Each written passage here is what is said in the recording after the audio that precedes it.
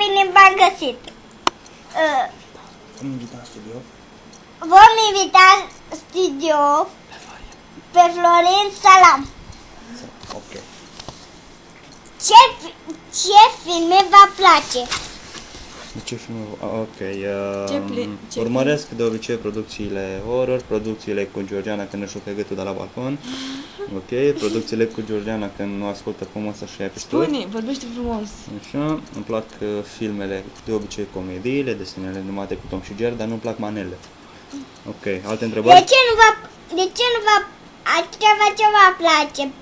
Desenele atâta, da desenele cu... Nu, trebuie să știi ce se vorbește. De ce nu vă plac desenele animate? Pentru copii. De ce nu vă plac desenele animate pentru copii? Pentru că dumneavoastră, în primul rând, trebuie să vorbiți mai încet, ok? În al doilea rând, sunt prea caricaturizate, sunt... Ești prea tânăr.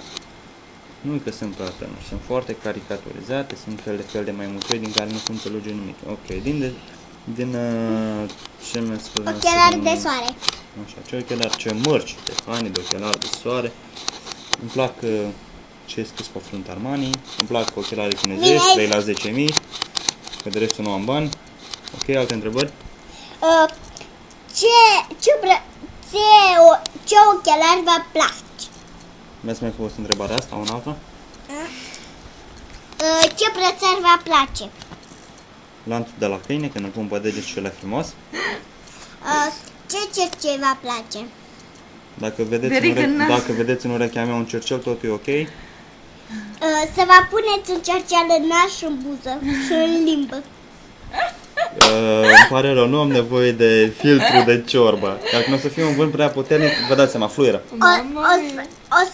O să spui cercel și în dinți. Ciorcel în dinți nu prea e bine.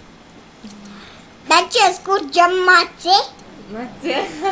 Ați dat-o în spurcăială, ceau, închidem transmisiunea de la Șișu și Puia. Hai să vedem ce am filmat noi acum. Ce calculator vă place mai mult? Ce calculator vă place mai Ăla de buzunar. Ce bani vreți cheltuiți? Niciun ban! Vorbiți mai încet! Nu mai urlați așa! Ceau! Hai, nu mai spune tu curichea ta, curichea ta e cam fundată. Bun, la revedere, pa, pa! Hai să mai facem o trimisiune.